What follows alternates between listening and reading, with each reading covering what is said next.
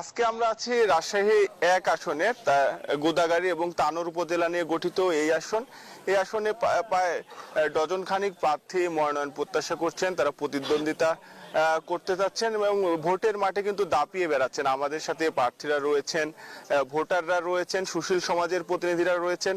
আর এই যে এই আসনটিতে ভোটারদের প্রত্যাশাও অনেক। নানাবিধ সমস্যা রয়েছে। এটি বরেন্দ্র অঞ্চল, এখানে পানির তীব্র সমস্যা রয়েছে, কর্মসংস্থানের অভাব, শিল্পায়নের অভাব, এছাড়া মাদকের প্রকোপ রয়েছে। সব মিলিয়ে ভোটারদের প্রত্যাশা এইসব সমস্যা যারা সমাধান করবে তাদেরকে তারা মনোনীত করবে। আজকে আমাদের সাথে অতিথি হিসাবে রয়েছেন বিএনপির মনোনয়ন প্রত্যাশী মেজর জেনারেল অবসরপ্রাপ্ত শরীফ উদ্দিন।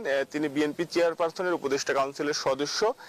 রাজশাহী জেলা জামাতের আমির আব্দুল খালেক রয়েছেন। জেলা জামাতের সাধারণ সম্পাদক গোলাম মর্তুজা রয়েছেন। বিএনপির নেতারা আমাদের সঙ্গে রয়েছেন। জিয়া পরিষদের কেন্দ্রীয় নেতা রয়েছেন, অধ্যক্ষ আব্দুল্লাহ আল মাহমুদ সালাম বিপ্লব রয়েছেন, স্থানীয় বিএনপির নেতা কর্মীরা রয়েছেন, জামাত ইসলামীর নেতা কর্মীরা রয়েছেন।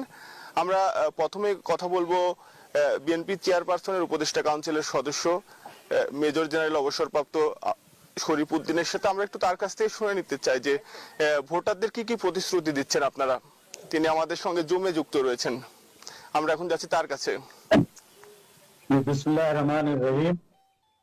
উপস্থিত সব দর্শক এবং শ্রোতা যারা শুনছেন দেখছেন তাদেরকে জানাই সালাম, এবং অন্যান্য ধর্ম অবলম্বী যারা আছেন তাদের জানাই আমার শুভেচ্ছা।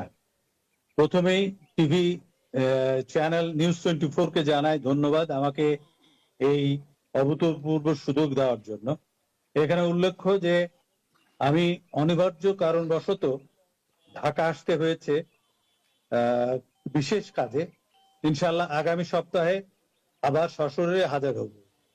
আমি এখানে উল্লেখ করার মতো যেটা হলো যে আমার নিজের সম্বন্ধে বলি আগে, যে আমরা 8 ভাই 1 বোন, একই বাবা একই মা।